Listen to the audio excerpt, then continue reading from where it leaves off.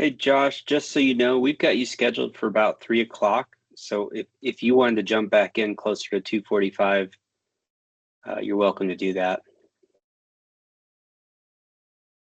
Thank you, but I have not joined a staff council meeting yet. So if it's all right with you, Oh yes, I'll by all means, you're more be than welcome lingering in the to. background. Sounds good. Thank you.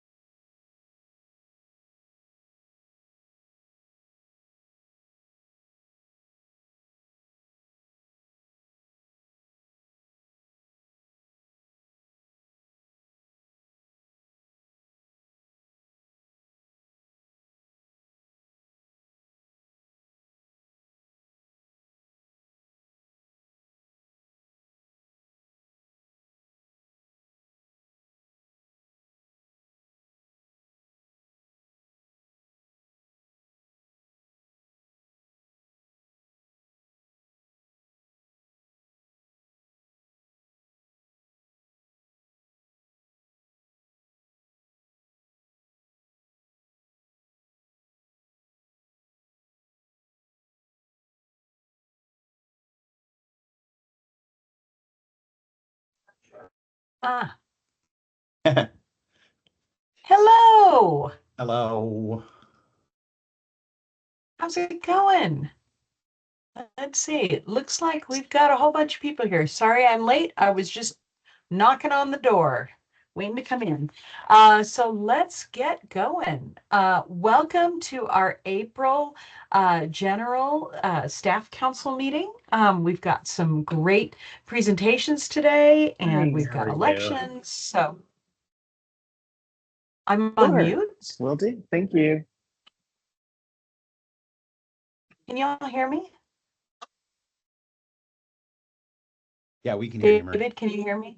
Okay, thank you. Sorry, just confused. Happy Day of Kindness.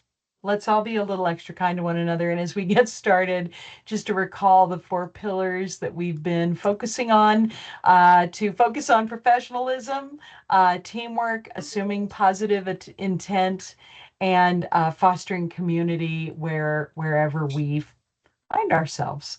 So with that in mind, I will pass this over to Ashley to talk about the minutes.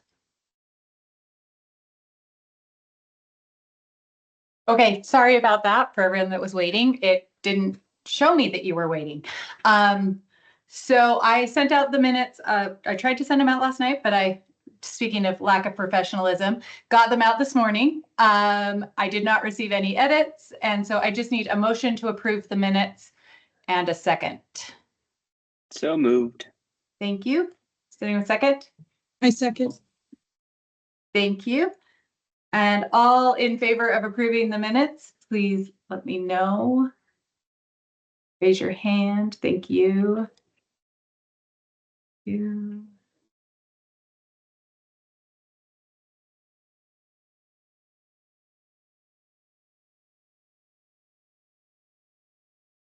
All right. Thank you. All right. Thank you so much. You can lower your hand. Okie dokie. And Okay. Ashley, am I lagging? Is my video or audio lagging? It doesn't seem to be to me. Okay. All right. Well, I'll just talk slowly. What I'm learning from my Audible app. UUSC updates. Bryant, what's going on at UUSC? Yeah, so 2 weeks ago we had our second professional development meeting. It went really great. There's a recording for it that we're going to put on the website if anybody wants to listen to it or watch it rather. That recording or that meeting was for professional development for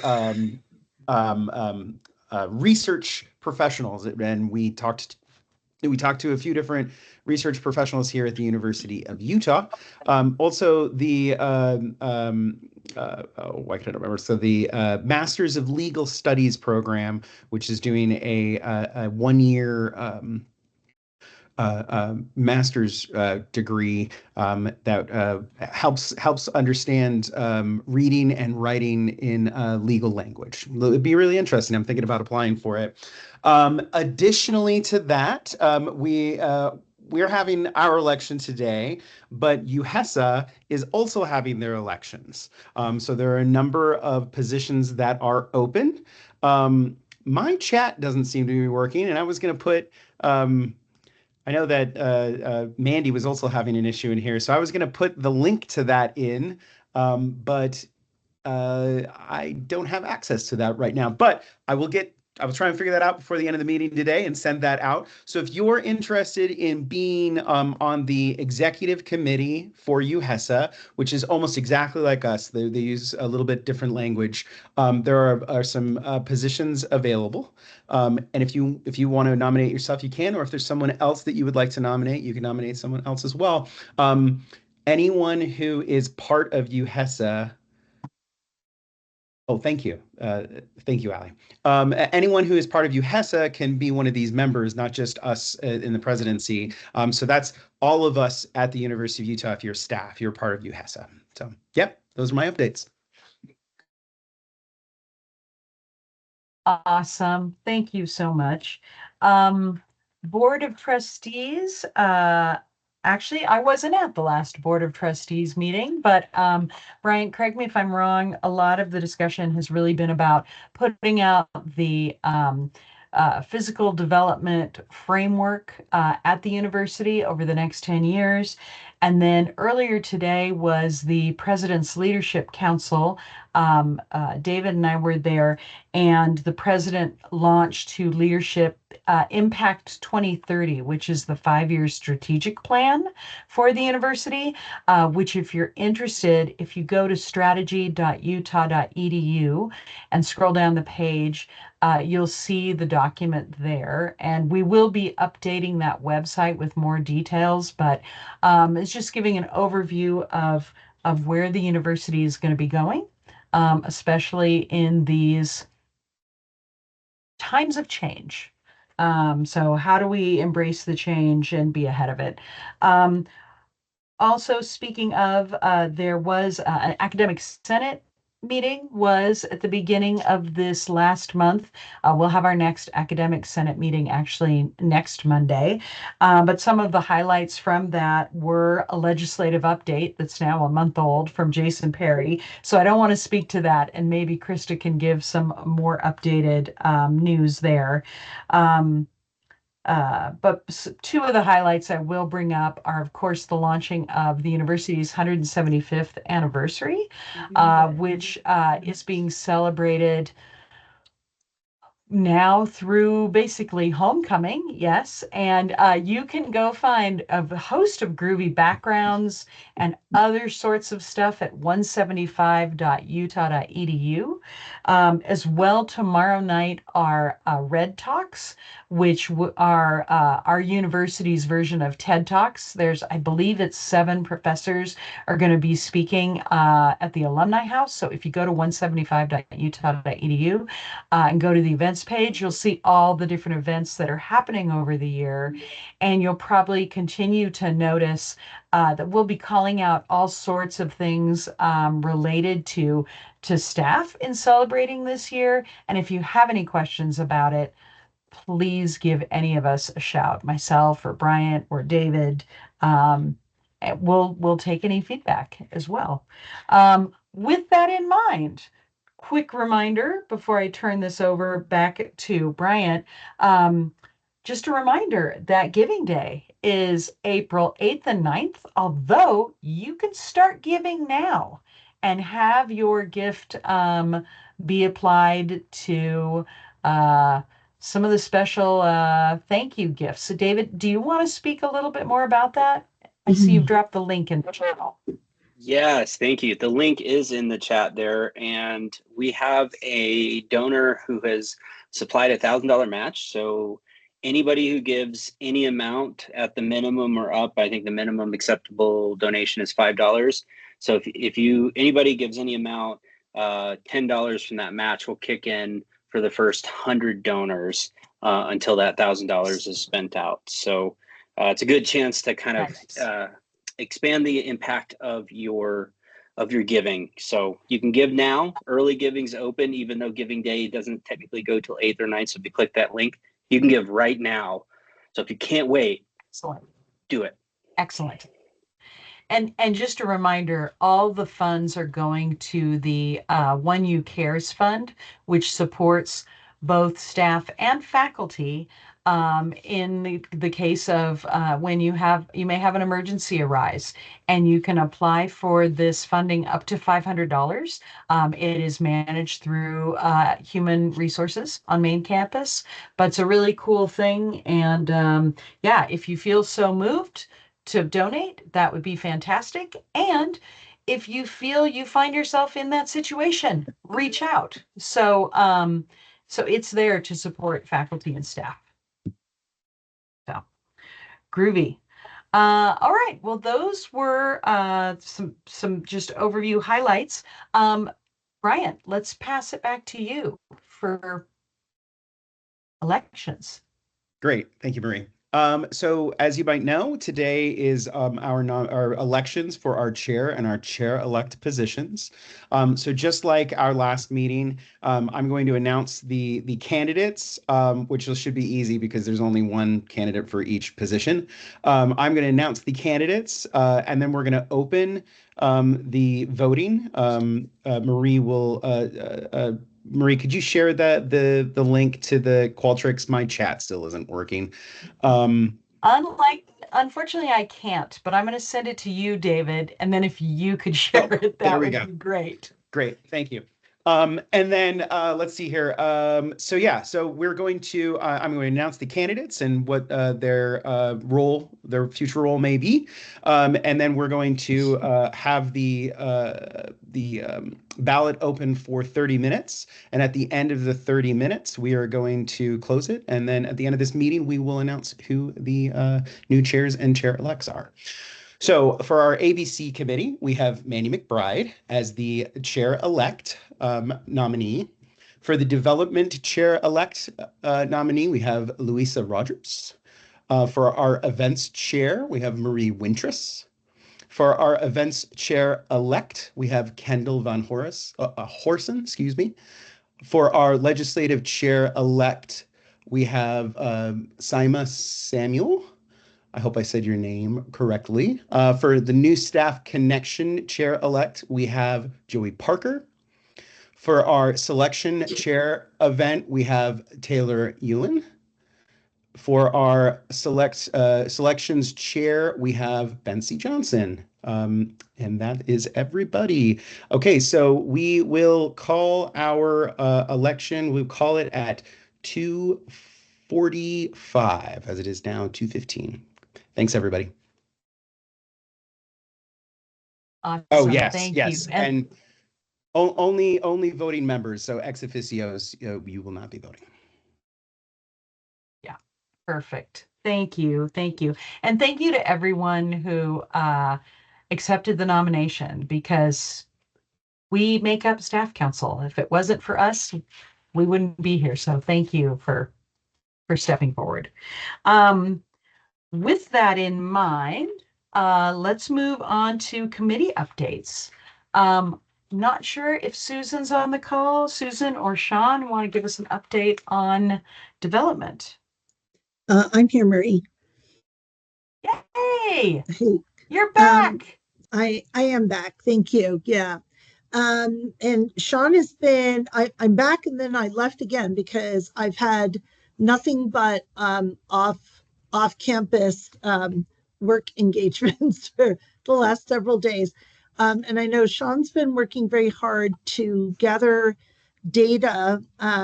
We discussed this a little bit at our executive committee, but we were looking to gather accurate data that reflects both the number of people that are giving us contributions for professional development awards, as well as the number, the dollar amounts that entails. And the raw data that we were given, it's accurate, but it turned to be a little unwieldy. And so Sean, again, in my absence, was kind enough to dig away in it and try to sort of reconstruct it from this 10-mile long data feed into something that we could actually use. And I know, just following rather silently, but following the email streams, I think we're getting close. I didn't see Sean's name. Sean, are you on this call today? I am. Oh, okay. So Sean maybe has some more, updated information than I can share here. But it was looking like a little over $4,000 and about 90 total donors at this time. But Sean, is that accurate, or are you still putting that together? Yep, that's as accurate as the two things will let me be. Yes. Okay. And so what's the time frame for that? I'm sorry. Yeah. Sean, is that from all of last year, or is it like a fiscal year to date, or what? Do you know? It is a fiscal year to date. If we were to look at those that are set up for a payroll deduction right now, through the end of the fiscal year, it'll be closer to $5,000. Okay. Awesome. Thank you because so we do, much. I think there's still a number of people. I think it looked like the lion's share of the people participating in this way were doing it as an ongoing contribution and not a one-time gift. So of course, that's barring anybody additionally making a one-time gift or signing up. But yeah, the beauty of the ongoing payroll deduction, of course, is that it just keeps chugging away. So the coffers continue to get filled. And, moving forward, I think, another really great goal for this committee, it will be after I'm gone, but it is to try to up that 90 number to get it more significantly. And then, if I put my banker hat back on, which I do from time to time, taking your existing clients and getting them to up their balances a little bit, and then getting new clients in as well. So the goal would be to go from 90 to a higher number overall, and then to take people that we think are on the lower level of contribution and just see if they'd be able to give a little more. Awesome. Well, thank you. Thank you so much to both of you for all you're doing. Just so everybody knows, Bryant and I are working on our budget request for the new fiscal year. And this is really helpful data, not only for that, but also for the digest as we go forward into the new year. Cool. What about events? Bryant, any update from your neck of the woods? I'm looking at you as sort of interim events chair. Yeah, I think that's fair. No real updates. We're still working on the end of the year social, which will happen in place of our June meeting, and details to follow. Sweet. Awesome. Krista, what is up with any updates from the legislature? Yes, let me get this up here. I attended the HR roundtable where Jason Perry gave an update, and he provided a brief overview on some of the more impactful bills that affect the University of Utah. He also gave an overview. He said there were 959 bills introduced and 582 passed. So that's compared to 591 last year. But we did set a record with 378 bills passed in the final week of the legislative session. So it's often a tactic used where things that are more impactful can be, they wait till the last minute to slip them in. They also talked about the budget. Jason said compensation is always the #1 priority for the legislative session for the U. And they said that the legislators passed 2.5% for increase for compensation, but they have to look at all the cuts they have to make, and it will probably be between 1 and 2.5%. So not great news there. And speaking of the budget cuts, HB 265 is that higher ed reinvestment bill. So the U, for the 10% cut that they have to make, they're looking at $19.5 million budget reduction, where basically it gets taken and then earmarked, where the higher education system is going to release soon the what's the word I'm looking for, the criteria that the U has to meet for their financial plan, and then that gets given to UUSC, and if UUSC approves of their financial plan, then UUSC sends it to the legislators for approval. But it is broad enough, he said, that it can go back into research. But yeah, higher ed system is in charge of how that can be reinvested. So yeah. And then one of the other ones is did somebody have something to say? Oh, and then one of the ones that was top of my mind was HB 77, the flag bill, especially because of some of the things the bill sponsor said about it. Jason and Jeff Herring stated that it's just flags, on the building in your office, but you may be familiar with the bill sponsor stating that if you try to get around that with pins, rainbow socks, whatever, like it's, he'll come back next year with a more strict bill. But Jason and Jeff reassured us that they're going to make sure that the U allows this personal expression. And Jason said the boundaries are set pretty well with the bill to still allow, like a pin. But yeah, they're working with the legal counsel and all that. So yeah, it's really interesting. But yeah, don't be afraid. You probably won't be able to have a flag in your office, but yeah, that is pretty much the updates. So. Boy, oh man, thank you. And yeah, continue to keep us posted because this is crazy. Sorry. Yeah. Comms. Well, any questions or comments?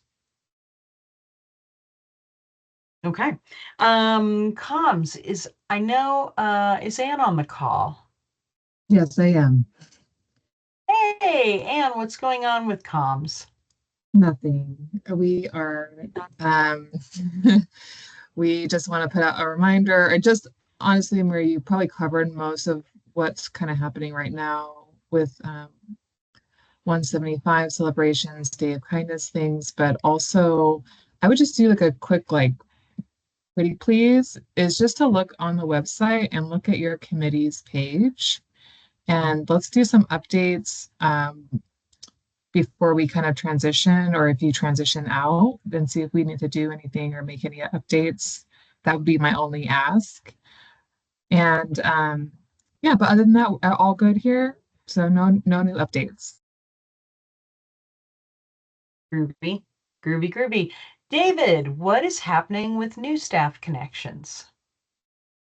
Well, not a lot, but we've now had three kind of 3-month touch point emails go out. The third one started going out this morning. First two, we did have a little dip in open rate, but still above 50%, so not bad. And we'll see how this third one does as it gets closer to the 24-hour mark. So, but emails are going out, new staff are getting connected, they're finding out about us, so all good things.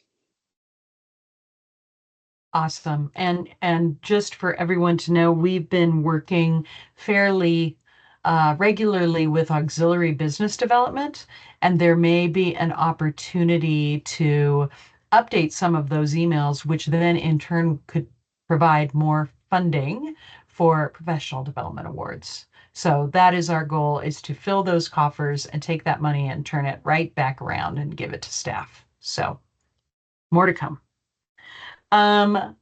Is Jason, Ray or Jason on the call? I know Jason said he was going to be a couple minutes late, but Ray, are you here to give an I update on am. ABD or ABC? Yay! I don't have any updates. I think I got a little wrapped up in our Pride planning week, and March went by in a whirl. But I know we have presentation today, so stick around for that. And that's all I got for now. Got it. Excellent. All right. Well, our next speaker, Josh Schulruff from the resource team, isn't scheduled to speak till 3, and Cody Carbone is going to be presenting at 3:15. So I'm thinking let's just keep moving on with liaison updates in the interim. Kara Friedman, sustainability, are you on the call? Yes, hi. Hey. Happy Day of Kindness and happy Earth Month. I also don't have chat stuff available, unfortunately, but our Earth Month website is live. We've got events coming up throughout the month, basically up through the 23rd, I think is our last one.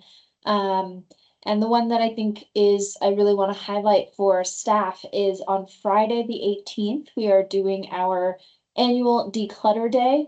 So we'll have, you can drive up in your personal vehicle. This is for personal things only, not businesses. But you can come to the Guardsman lot, the tailgate lot on 500 South and Guardsman Way, and drop off. We'll be taking household goods, any electronic waste. Thank you, Ashley, appreciate that. If you've got any tax documents, identity documents that you want to shred, we'll have shredders there. And the police will be taking any expired medicines, which please never flush your meds down the toilet. That affects our waterways and our water quality. And so this is a safe way to get rid of all these various things that shouldn't go to landfill and shouldn't just get flushed. And we love to see staff there, University of Utah, it's all free. So it's a really an amazing, come by before work, 7 a.m. to 3 p.m. My other announcement for this group is now is a great time to start thinking about gardening. Maybe you wanted to have a staff work party. Maybe you want to have a staff retreat and you want to do some community service. Our gardens are open. We are growing food right here on campus, and we love, love, love to have staff groups come and engage with us and get your hands a little dirty and have a change of pace right here on campus. So you can contact us at, thanks, David, always coming in with a joke. You can contact us, sustainability@utah.edu, if you have any questions about the Declutter Day or you're interested in doing some gardening. So I think that's what I have there. Thank you. Love it. Love it. Thank you. Let's see. Public safety. Is Kim Barnett on the call? Okay. All right. Well, we'll move along. Andrea Brown, is she on the call? Nope. Okay. What about either Amanda Garcia or Byron Garrettson? from Yeah, I'm here. Health Hello. HR. Hey, what's going on? A lot. No. Right now we're wrapping up our LMS or our yearly training modules. They'll be in the end of April. And then we'll be kicking off our evaluation cycle, our annual performance cycle starting the beginning of May, which will go through August. We've been our compensation team has been doing a lot of work, shifting towards more of a transparent model. And so there's been a lot of work there. The group we're beginning a lot of this work with is our nursing group. They are making large strides to move us to magnet, a magnet status in the nursing world is quite prestigious. And so we are making efforts to go to that. It's a 5-year plan. And so this is one of the steps there as we start making efforts and transitioning. But the goal and hope is to, once we're implemented, I guess I should say, with our nursing teams, the plan is to go through the rest of UUHC and create models. Part of the compensation transparency is also building career. Maybe I shouldn't call them career ladders, but more of an opportunity for employees to understand truly, like, what is my pathway, or I'm in this role, what are other career opportunities do I have, so that they're not feeling typecast into any certain role. And so we're starting a lot of this work. We're looking at more or less a 3-year plan as we transition and we move through this.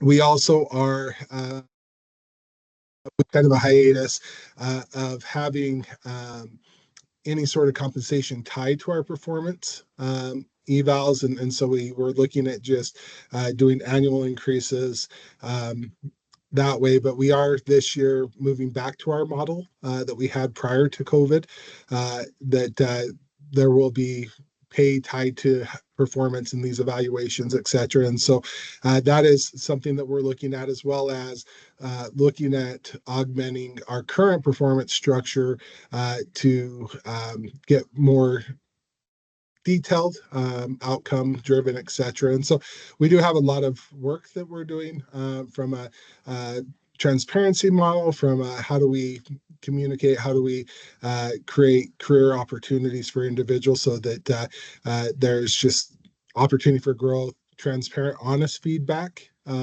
through the performance system, and what that looks like that way it's not just utilized as a checkbox or a check mark, because we have a lot of things that we have to do for our DNV, or the accrediting body for the hospital. And there's some systems that feel like a checkbox. We want to get out of that because we want to be human first. And the checkbox is secondary to that, and making sure that we create a great environment for UUHC employees. But yeah, those are kind of the big things.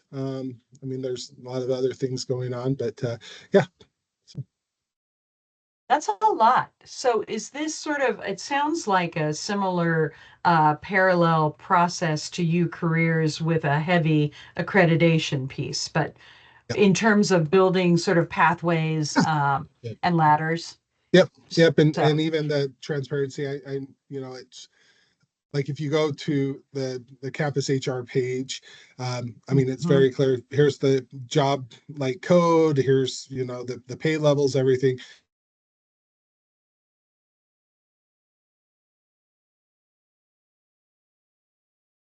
Well, I just lost your volume. Can anyone else hear, Byron? Or is it just me? Time for a new computer. Oh, there we go. Better? There we go. Time for a new computer, I guess. No, what I was saying is that we want to get to that place of transparency where people know exactly where you're paid in the mid, min, max market, what that means. And we've been utilizing these terminologies for a while, but what does it mean when we say market? Like, who are we comparing against? What other agencies, entities, et cetera, get compared when we look at job families and comparisons, et cetera. So. Gotcha. Thank you. Any questions for Byron? Okay, well, thank you. Thank you so Yeah, much for sharing thank that you. update. That's really helpful. Bree Murphy, what is up with childcare? If you're here. I'm not hearing any rustling, so I'm going to guess that I'm Bree here. is not. I'm here. Sorry, I'm having like technical difficulties here. Well, There is happy day not a of lot. kindness to you, Bree. Yeah, thank you. I don't really have a lot of updates. I'm still plugging away with the employee childcare website content, so that is almost finished. I have a couple more areas that I am working on, and then we meet regularly every other week, and so we're just going to continue to do that. I feel like we might be a little bit ahead of schedule. I don't really know.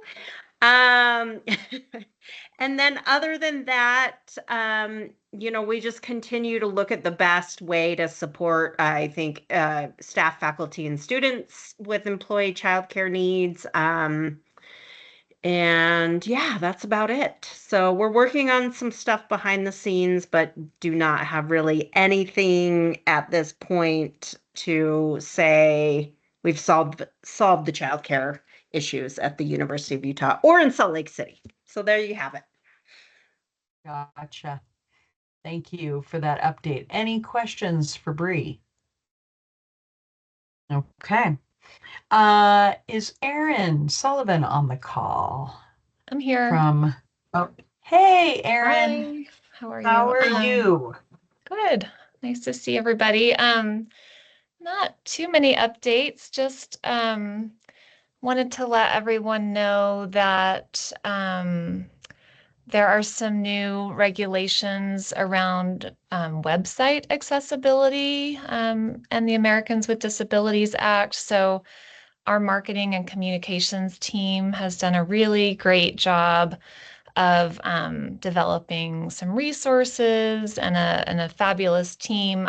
My chat's not working either, but they do. I just put I just submitted some information for an At the U article, and it also went out in the Staff Council newsletter, thanks to Anne. So take a look at that. Has a lot of great information on the digital.utah.edu site. It's particularly helpful for if you're like a webmaster or you're like a web content person, but resources there for others as well.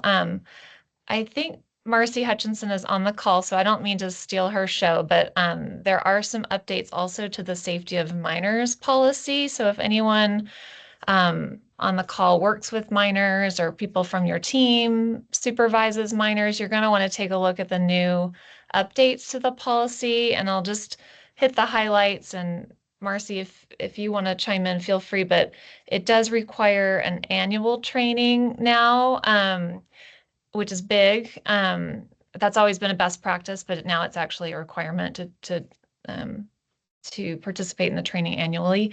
And it also requires volunteer opportunities and internships. They are now considered covered programs, and they need to kind of meet all of the requirements that any other program would need to meet, and a couple other things. So please reach out to Marcy. You can reach out to me. Marcy's the expert.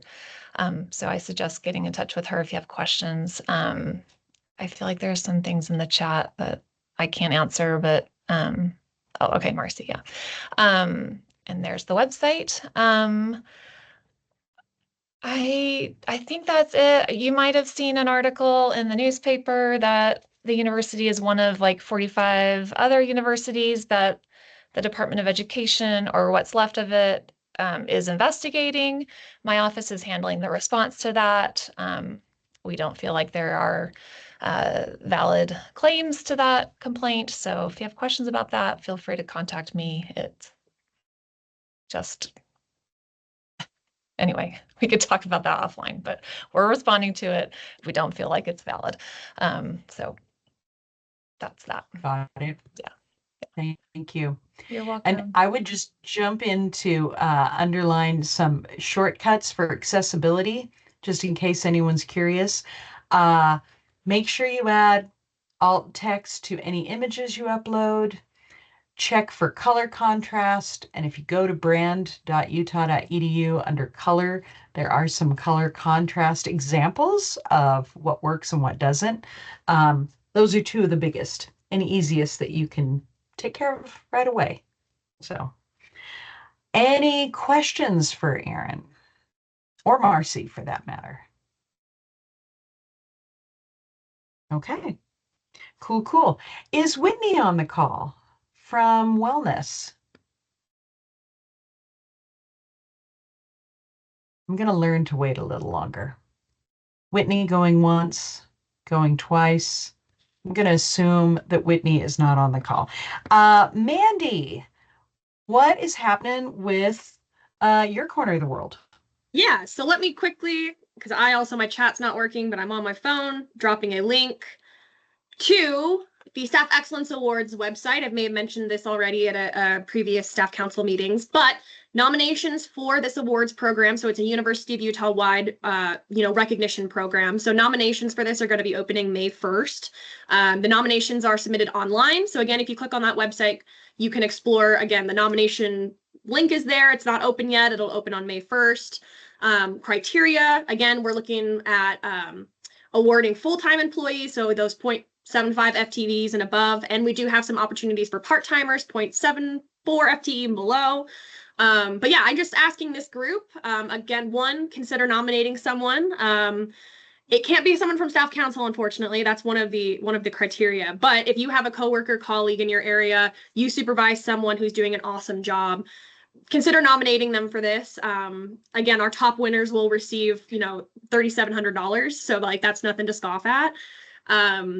But it's a great recognition program that we have. We have like a ceremony in the fall where we come and recognize everyone. We try to get President Randall there.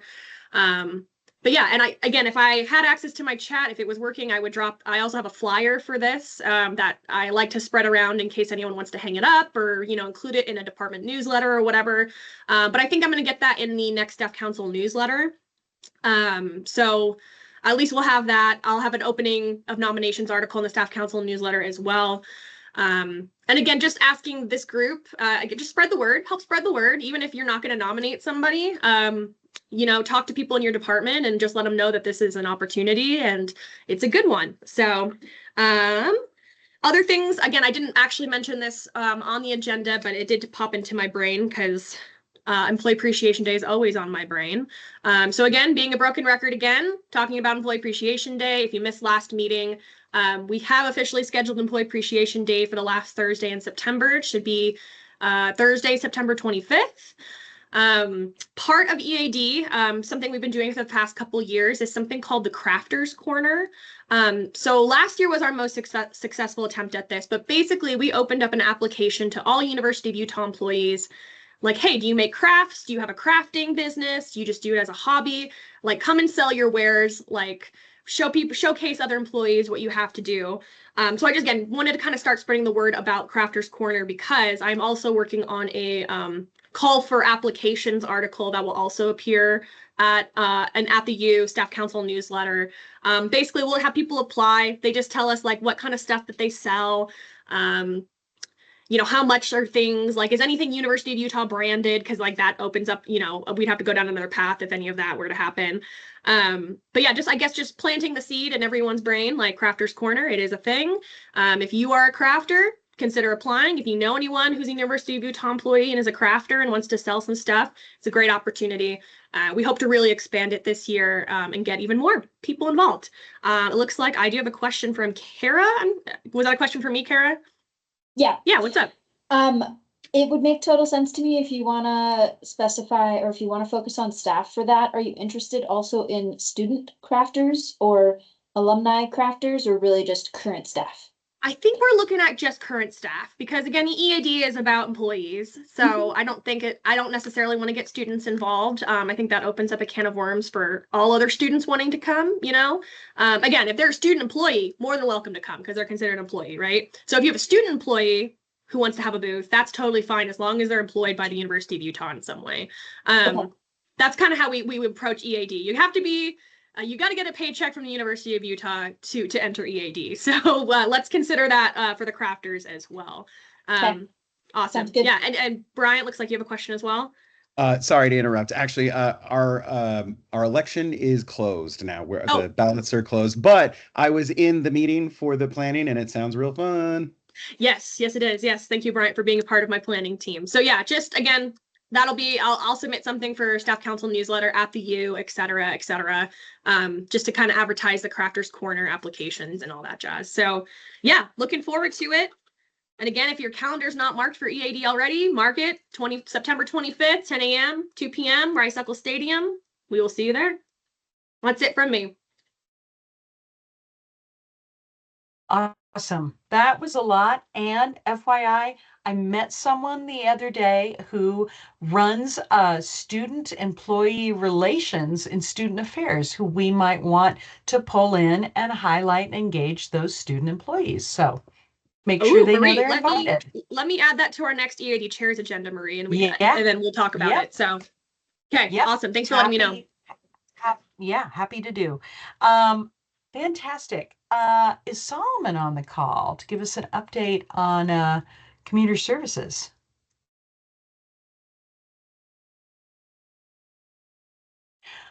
Well, if he's not here, I'm just going to say, spoiler alert. Yes, Allie, that is exactly who I met. Asma. She was delightful and awesome. But I was just going to say, at the President's Leadership Council this morning, he did bring up that in the physical development framework, parking is a thing, and there will be more parking and transportation options writ large. So there we go. All right. Anything else? Anyone has any questions for liaisons? Anybody we missed? Okay. We could do a couple things. One, I saw that Josh was on the call already. We can either just hop into your presentation, Josh, if you're ready, or we can take a petite bio break. Does anyone have any preferences?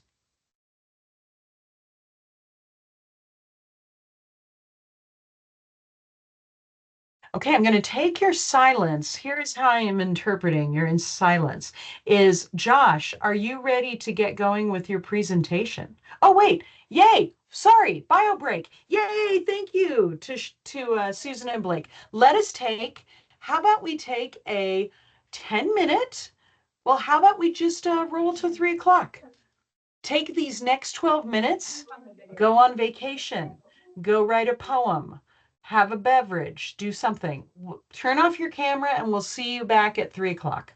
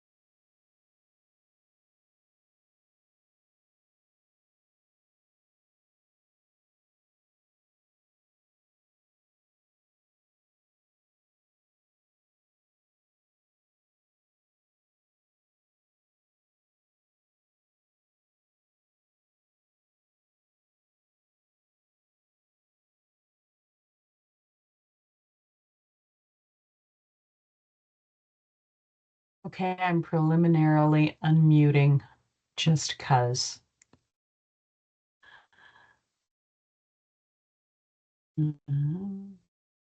It's like you have to slowly wake up again. That's right. That's right. Because no one wants to get the bends. Right. Nobody wants to get the bends. Right? Right. It's like a gentle relaxation rolling back into our meeting.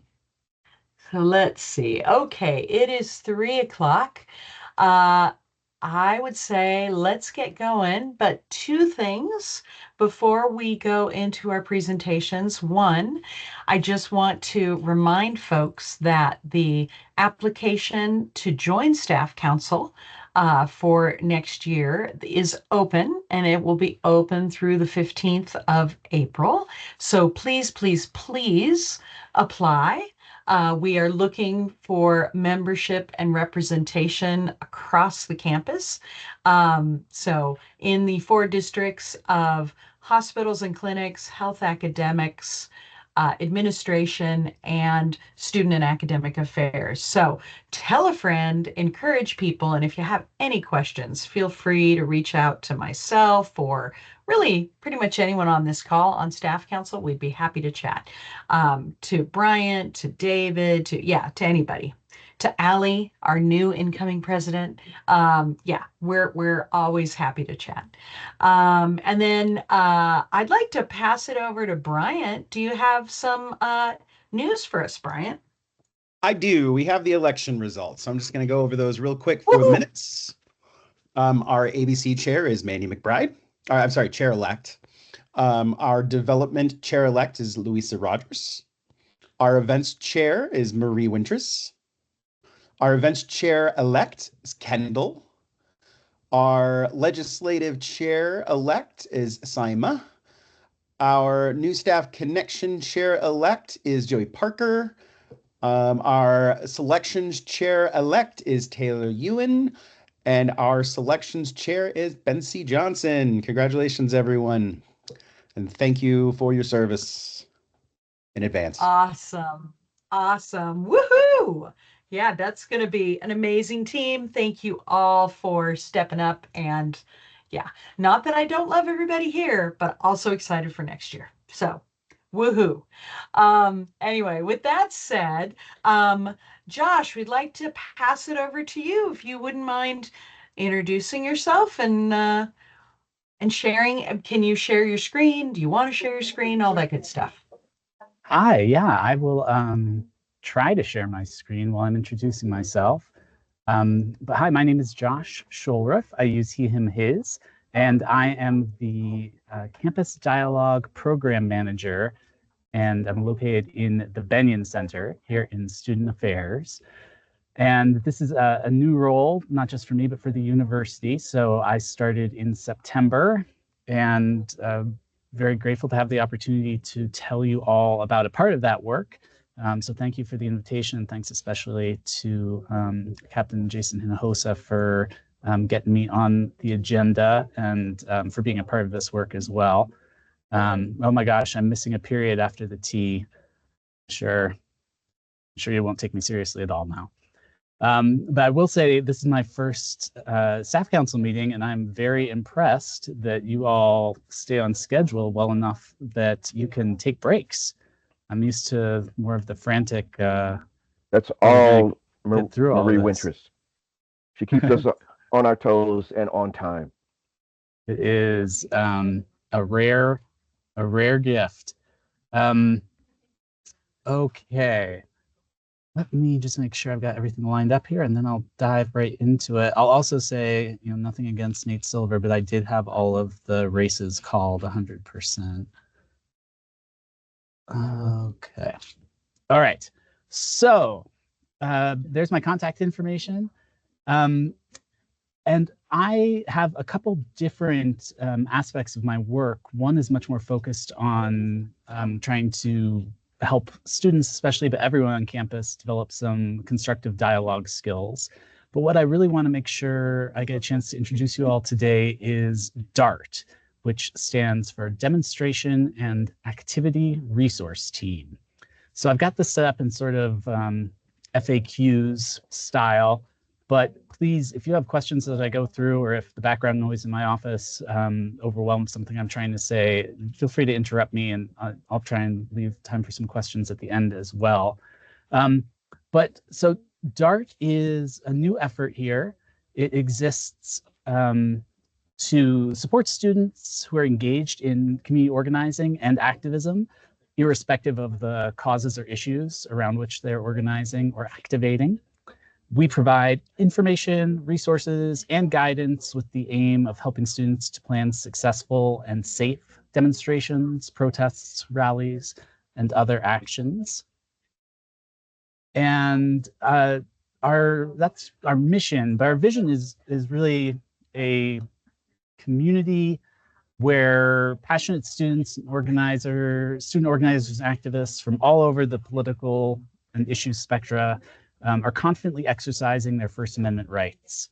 That student activists and organizers are having a positive impact at the University of Utah, on the University of Utah, but also that they are, through their organizing and activism, developing strategic thinking and practical skills that they will carry forward as future leaders in what will hopefully be a thriving democracy. We've got a set of values as well that we've established, starting with respect. The idea being that in all interactions with students, we really want to honor that they are adults and that they are citizens of the university community. And so in all interactions with student organizers and activists, the presumption should be that we're treating them as competent decision makers and members of the community whose concerns and opinions merit attention and consideration. To remember that we are all about learning as an institution, and that student organizers and activists are creating learning experiences for themselves and for all of us, but that also in our interactions with students, even if it's in the capacity of enforcing university policy, we are keeping their role as learners in the forefront. We talk a big game on civic engagement, even saying that the University of Utah prepares students for lives of impact as leaders and citizens. So in our understanding, that means that the university should be encouraging students' impulse to work collaboratively for change, and we should be supporting students as they develop the skills and habits of engaged citizens and community leaders. And then finally, we want everyone, but especially students, to view our work as being defined by integrity. So that means that we are providing accurate information, we are trustworthy in all of our interactions, we are communicating laws, policy, and rules as clearly as possible, making those things as easy to find as possible, so that students can make decisions about compliance, including decisions they might be making about civil disobedience, as fully informed as possible of the possible risks and repercussions. So that's sort of the broad philosophical overview, I guess I'd say, of what we're trying to accomplish and the attitude we're trying to take to the work. But to get into maybe the logistics of it a little bit more, the idea is that whenever a student approaches us and requests support or guidance with their organizing or activism, the team activates. We are there connecting with one another and supporting students however we can. The situation that's been more common so far, and that I imagine will be the most typical situation moving forward, is that we become aware through a Facebook post, a flyer, some other public communication of a planned activity that has the potential to significantly impact or disrupt university operations. So we are not trying to show up at student organizations' regular member meetings or small events that are on a politically charged topic. But if we know that there's a history of clashes between organizations, for example, if those of you here last year might think of examples of that, or just something that's happening during business hours, likely of scale to be disruptive or with the intention of being disruptive, we'll activate the team and reach out to students that way. just thinking about what sort of things might fall into that realm, those categories. It's obviously demonstrations, protests, rallies, strikes. But the other thing to keep aware of, it's also events that are planned by students or even university offices or departments that are likely to invite disruption or protest. So I think becoming aware that a prominent guest speaker is coming to campus is another situation where DART would activate. So the goal with DART, and honestly, one of the real reasons I'm eager to speak with all of you, is that I will chair it, and I'll be joined by at least 2 students, at least 2 members of the faculty, and at least 2 staff members. And right now, we've got a couple of wonderful students who are serving. We've got 2 members from Students Affairs who've been doing a great job. I've totally struck out with faculty, although I just got a great list of names from the annual survey for invitations to join committees, so I'm feeling optimistic about that. But it's definitely a more the merrier situation, and I think we could do more and do it more effectively if we grew the team.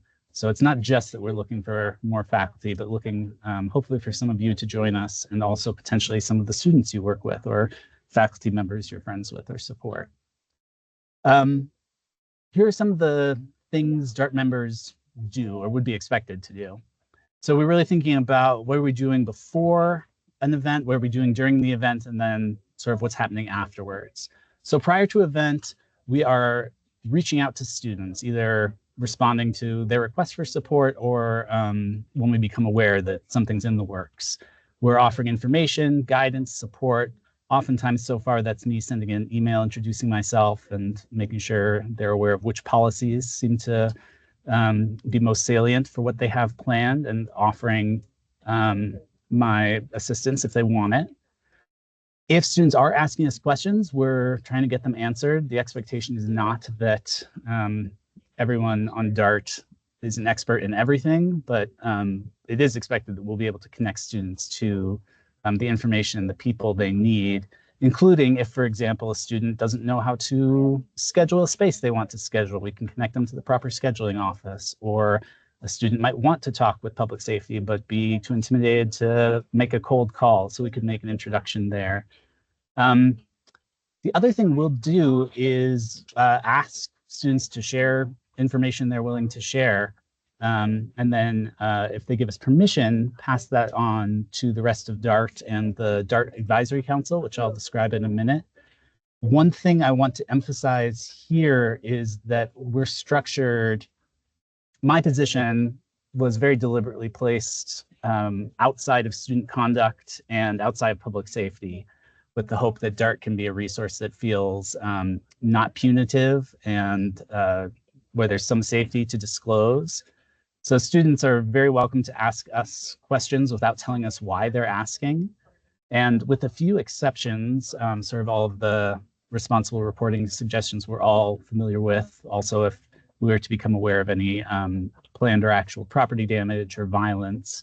But with those caveats, we can tell students that their conversation will stay with us, and that we'll try and get them answers without passing that information on to others.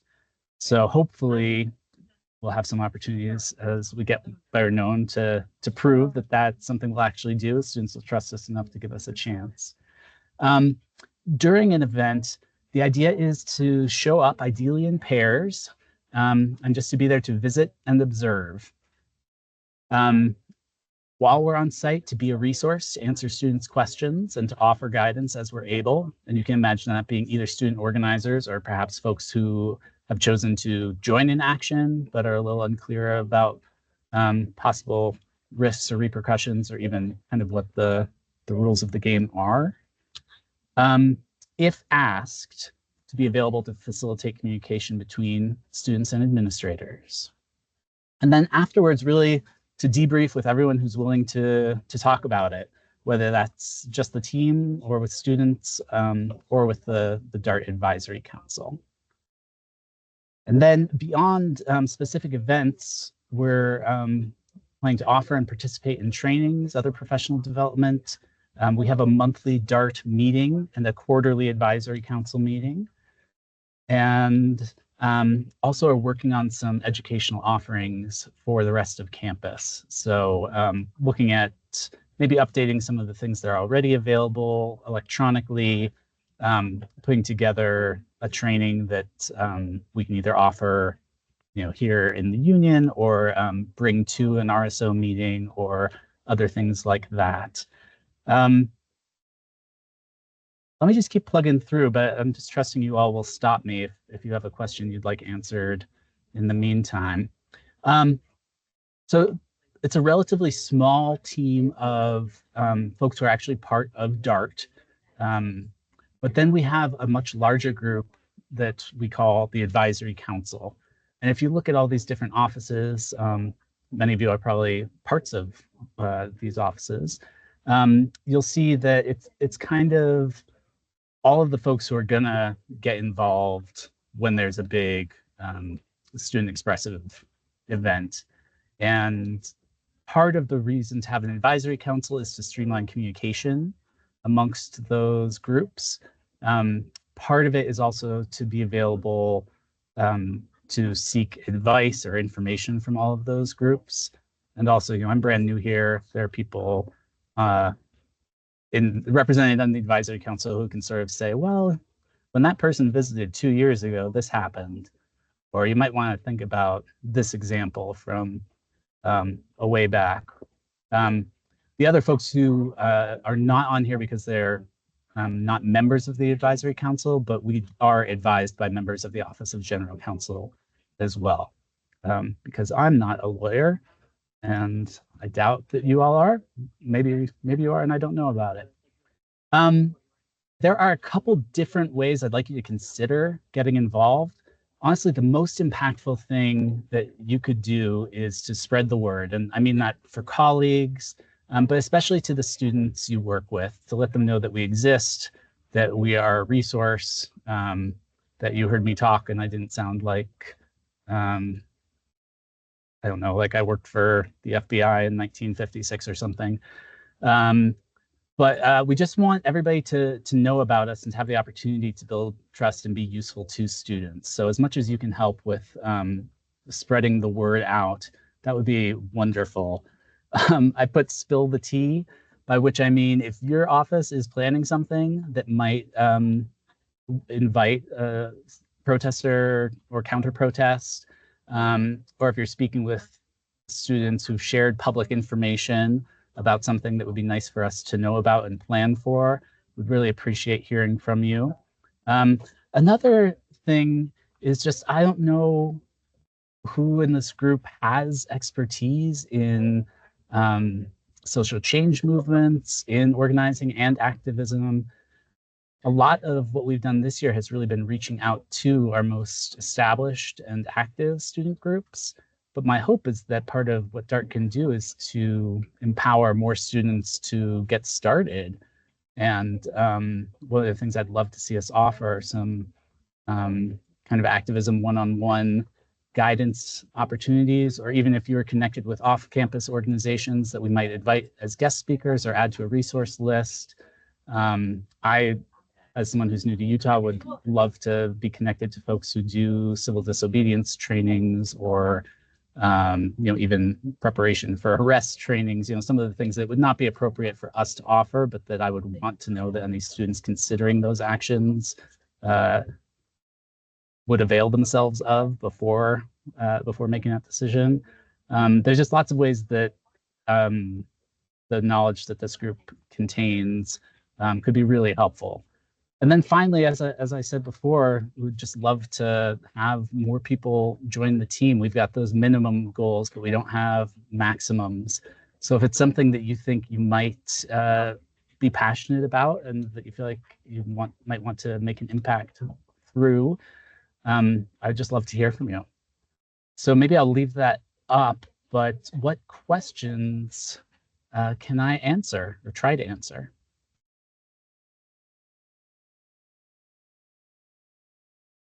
Well, Josh, I think just directly you answered some of my questions that I had. One question though is, would you mind sharing a copy of your presentation today? Because we do like to recap our speakers in upcoming newsletters. So we would love to be able to call out DART in our next newsletter, which goes to staff. I will And then, absolutely do that. Let me also, right now, I can put an overview document, which has same information, but different formatting. But I will also share slides as soon as we're done. And then I have a question that might relate to our upcoming president-elect, Allie Mensdorf. Allie, is there a way through Campus Connect or ASUU that this could be shared, or maybe it's already been shared with students? Yeah, so actually in SLI and ASUU, we work a lot with Josh. I am not able to be on DART because I'm the hearing officer for our RSOs. So it would be a little suspicious. But yes, so we do work a lot with Josh in those connections. And then with Campus Connect, we are working on connecting resources such as the things that Josh is currently developing with his team to the students as well. But we'll be together on Friday to do an event actually with some student RSOs. Awesome. Awesome. Jason, yeah, and if you all don't know, Allie has in her year in the role developed so much trust with our student leaders, and so I'm kind of trying to figure out how can we draft on that a little bit without without poisoning the relationships accidentally. But she's been wonderful so far, and we're just getting started. Also, Jeff, Josh, excuse me, may I encourage you to apply for staff council, and then you could work even more directly with Allie as she becomes president in, coming years. Well, thank you. Just saying. Now that I know that bio breaks are part of the package, it's a whole different ballgame.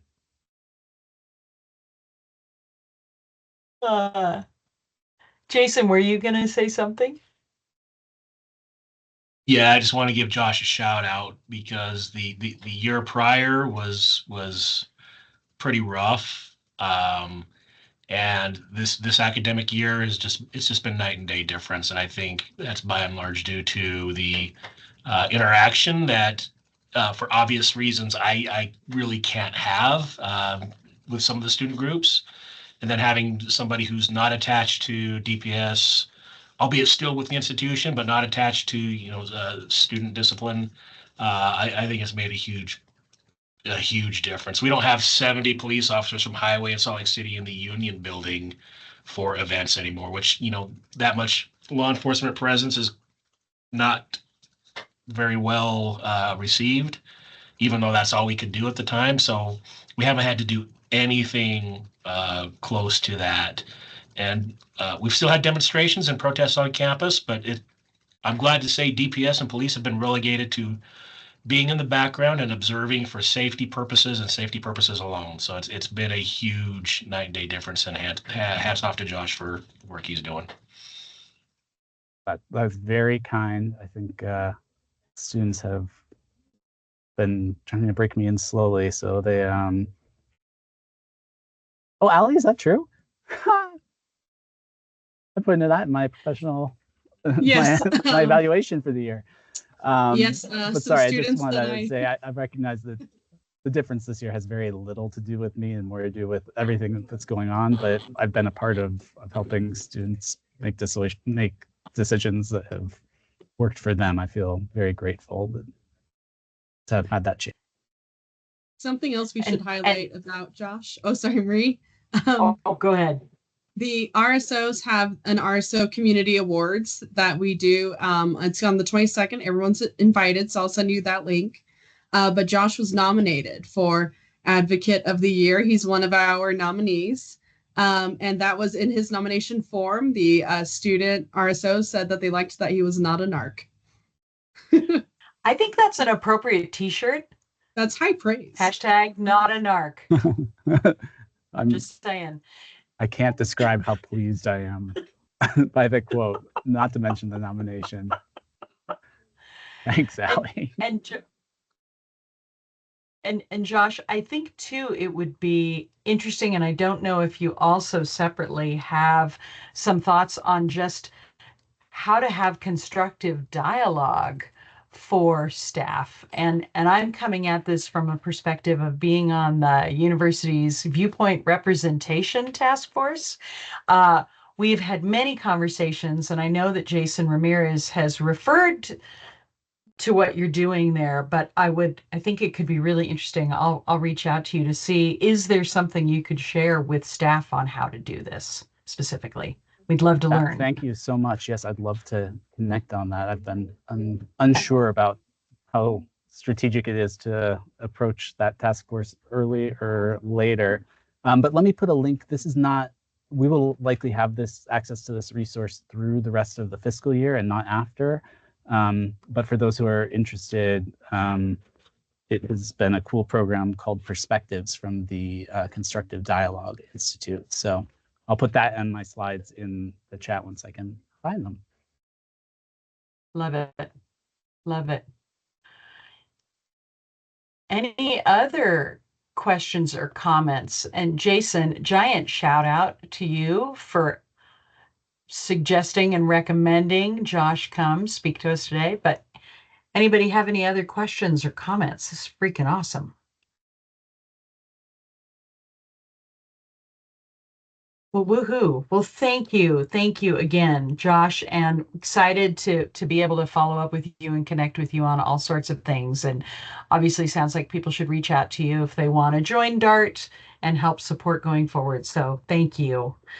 All right. We are, oh goodness, we still have 4 minutes. No more break. But Cody, Cody, I think you're on the call. Are you ready to talk to us about ABD? I can. If we are all ready, I can do that. Perfect. Hi, everybody. My name is Cody Carbone. I work in auxiliary business development. It's part of auxiliary services here at the U. Been talking a lot with Bryant and Marie and David about, ways our office can help staff counsel, and it kind of came to the conclusion it'd probably be nice to share what our office does with you. So how we can help your other departments, and in return, give you some tips on how you can help support the university in things like purchasing and utilizing Pepsi donations and things like that. So I'm going to share my screen. Can you all see that? Sweet. My teams have been kind of glitching out today, so I'm glad that's working.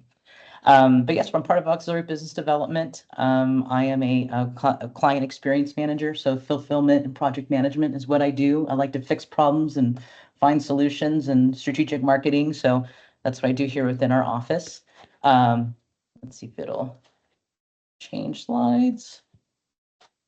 There we go. So what our office does, we're a little small but mighty office. Our main focus is licensing, sponsorships, and marketing. So our big thing is our office plays a critical role in protecting and enhancing the University of Utah's brand by ensuring proper use of branding and trademarks, or like logos, to maintain consistency and integrity while managing licensing and sponsorships to create really meaningful partnerships that generate revenue for the university and all the university's initiatives that enhance the campus and student experience. So at the Heartbeat, that's what we do. And ways that we can support you is through licensed vendors. So if you're wanting to buy something cool for your office or swag or any kind of materials, we can help connect you to licensees, and we can connect also our outside partners with licensees that are approved vendors to the university. Using those vendors maintains brand consistency, so we don't have wrong logos on different shirts that we're not supposed to be using, and we support clubs and logo requests. So kind of an example for Giving Day. So if you're Give 175, you get this cool, it's on my photo, this little Lego. This is actually a licensed vendor that's here based in Salt Lake City, and he's a small business owner. And so we're able to connect him in with the advancement office on getting these logos for the university.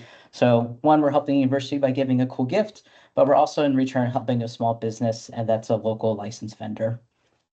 Rentals, we do provide brand aligned event rentals like inflatables, activation trailers, and mixology carts for events. Our office manages the Pepsi pouring rights agreement. So anything with Pepsi comes through our office store. And the big part that we help manage is the donations and cash sponsorships through Pepsi. So if you're needing product for an event or you're looking for cash sponsorship for your event, in the past, we've donated from the Echo School Business to sustainability to all different initiatives through the Pepsi agreement. Advertisements. So we do campus-wide messaging through the digital sign network. So all those signs that are indoors and across campus are office managed. So you're welcome to utilize those for your messaging. Print materials. So we support like orientation with the orientation bags that come out every year for students. So any kind of print materials or swag, we can help with that. The shuttle ads that you see across from commuter services, newsletters, event sponsorships, and like we work closely with Mandy on Employee Appreciation Day to gather funding to help with that initiated cost for that event. Lastly, we also do large. Oh, go ahead. Oh, I'm sorry. There's a question Ali asked in the chat before you move on. Do the inflatables meet the new inflatables policy so sponsored student clubs could use them? Yes. Yes. We just have to have a trained staff member present. There is a different looking into if you're looking to like an outside bouncy house rental or like the mechanical bowl, there is particular information through risk management you'll have to follow for that. But for us, we're good. And then for large sponsorships, we do develop strategic partnerships that benefit both the university and the sponsors. So some of the main contracts we manage is Pepsi, Spin Scooters. If you were part of IKEA for Move-In Week, we were able to bring them to campus and help alleviate the cost due to the restraints of parking. So we do try to find meaningful partnerships that benefit students and staff here at the university. My fun project that I work with Jamie Plott with Swoop is getting him more involved. So Jamie and I have really come together. She's really focused on Swoop with, being on the sidelines and at athletic events. And I've taken on the challenge of getting Swoop out into the community. So Swoop is not just for game days. We feel like he's a symbol of school spirit and community. We're expanding his presence beyond just campus by engaging with students and faculty and staff at various events, but additionally reaching out to local schools, visiting the hospitals, so Primary Children's and Huntsman Cancer Institute. He's going up there monthly to visit with patients and spread some joy. Some fun things about Swoop that have happened kind of rather quickly in this year is Swoop has a brand new website. So originally, Swoop's appearance link was buried within the athletics realm. It was in a secret page on a weird area, but we've enhanced it and made it his own. So if you go to swoop.utah.edu, you'll get his full background story. You'll find gear that you can purchase at the campus store that has Swoop on it. And you can request his appearances on there. And shout out to Marie's team with UMC it's a pretty cool website. It's a new look for the university. So if you haven't checked it out, definitely give it a go. Social media, if you use Swoop at any of your events, feel free to tag him because then he'll reshare it. And then the university will reshare it. And then in the end, we all get more followers, which is great. Logos. So Swoop has a couple logos, but we've been enhancing that. So there's two on this slide.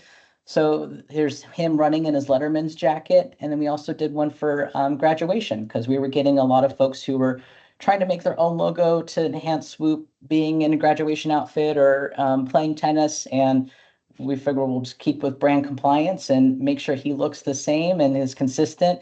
So if there is a logo you're kind of hoping for in regards to Swoop, reach out to us and we can let you know where we're at in his process with that.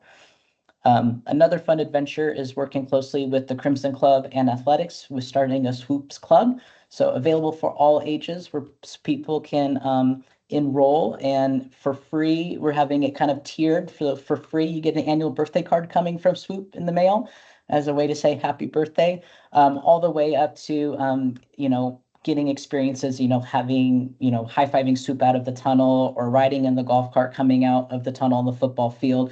We're doing a Santa Claus type Swoop event later this winter that is pretty cool that we're working out with. So a lot of fun things coming your way with Swoop. Here are some ways that like you can help support the university. And these are some things you probably already do, but just as a reminder. So using licensed vendors. So if you're buying swag or any kind of awards or anything like that, just make sure you're using a licensed vendor. I can share that list with you. So if you are in the process of wanting to buy things for an event or graduation, we're making sure they're licensed. The important thing behind it is that the royalties that are generated from that come back to the university. So if we go to outside vendors like Etsy, for example, those royalties don't come back to the U. And we want to make sure that cash is coming back to the university, especially with budget cuts and things. Every dollar helps, right? Licensed vendors ensure that the brand is accurate and they print items correctly. And for example, they're not going to print a university logo on a Nike shirt. We are Under Armour school, so we have to comply with our Under Armour agreement. So things like that is where they help with. Additionally, if you're a P card holder, you must be purchasing from a licensed vendor, because if you go through an audit with the P card office, they'll catch you. And we want to make sure you want to stay in compliance with that. UShop, you can utilize UShop to purchase Pepsi products for your events. If you're not doing a donation request, that goes through our friends at the campus store. Purchasing through the campus store keeps the money on campus because we get case rebates back from Pepsi for purchasing through that. If you go to things like Smith's or Costco's or Harmon's or anything like that, that is taking money away from the university. So utilize UShop. It's an easy order process to getting pop for your drinks. Advertising, you can consider saving labor and print by using digital signs over flyers, A-frames, and yard signs. Those can get very cluttered on campus, and sometimes they don't get taken down on time after the event's over, or you spend multiple days putting out flyers. You could do an easy digital sign as an option. Hey, Cody, it looks yeah. like Allie has a question. Sure. Sorry, Cody. No. Is there a way that we can ask for access to the swoop file in his Letterman jacket to put on Campus Connect? Yeah, just reach out to me and I'll get it sent out to you. Yeah. Thank you. We don't have a public space yet for, like how if you go on the UMC brand site, there's a few logo options. We don't have that set up just yet, but if you want a particular logo and we have it, I'm happy to share it. Thank you so much. You're very welcome. And then the last thing is just cold calling sponsors. Sometimes we get outside groups calling departments wanting to partner. We just ask that you contact us because we already might have a campus-wide agreement already established with a particular industry, or like Pepsi, like having Coke here. I know people like Coca-Cola, but we do have to maintain what agreement has already been in place. We just ask just to be involved so we can help navigate those conversations. And additionally, on a broader scope, we do work closely with career success, research, continued education, executive education, and sometimes there is a sponsor that will benefit those areas. So they may not be a sponsor for the university through us, but they might be philanthropic, so we can connect them with advancement, or they want to get with students and offer employment or internships. So we reach out to Katie Abbey and say, hey, we have this lead and this could be a good fit for students to find a career pathway with them. So that's one thing we ask, is that you just reach out to us, and happy to navigate. But that is us in a nutshell. At the core of our work, we're just committed to supporting the University of Utah, its students, its missions, President Taylor's visions. We're here to help. So if you need anything from help with digital signs, with Swoop, with logos, anything like that, we're a resource. And we just want to make sure the university is growing and thriving, and we love to collaborate in any way we can. So I just want to appreciate everybody for their time today. And if you have any questions, please let me know. There's my email, my cell phone number. You can hit me on Teams. I'm very active on Teams. You can get a hold of me, and we can help you out. Awesome. And then just to remind folks, Staff Council has also been working very closely with Cody and the ABD office, again, to figure out where are those opportunities where we can provide some sponsorship opportunities that will bring money back to professional development awards. But Brian, I saw your hand up. There was just one more question in the chat of, is there a list of, sorry about that. Is there a list of licensed vendors? Oh, you're on Cody, on mute. you're on mute.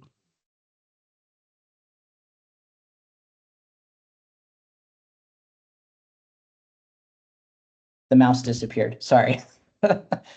Yes, I will get you over a list of, because you wanted probably a copy of this, Marie, right? Mm-hmm. Then I can send that link over as well.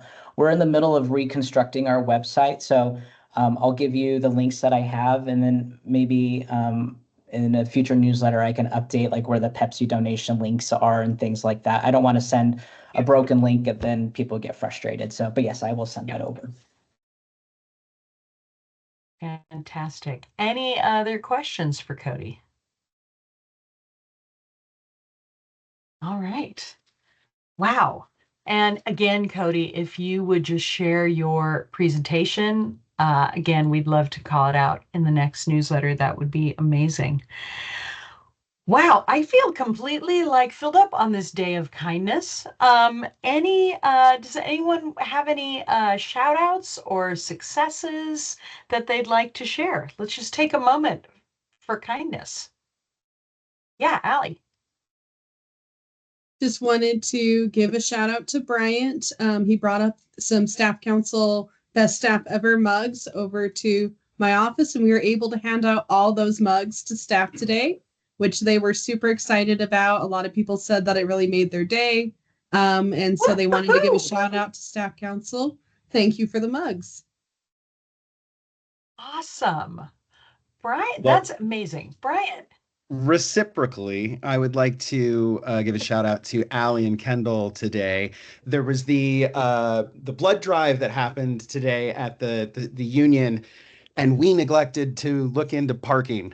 But Kendall and Allie were able to figure that out this morning by themselves, and it was great. Thank you. Amazing. Amazing. Susan. Well, the never ending, it feels like every time we meet, I'm thanking Sean Carter for yet one more thing. But, here's the thing. We all pitch in when we're, part of a team. Hopefully we do. But I have felt guilty every day. And Sean has just done nothing but offer support and kindness and tenderness and given me the space and the grace and the time to heal and to focus on students, which unfortunately or fortunately is my job here. And I'm just spectacularly grateful. I'll never be able to say thank you enough. Thank you, Sean. Oh, thank you, Susan. Amazing. Anyone else?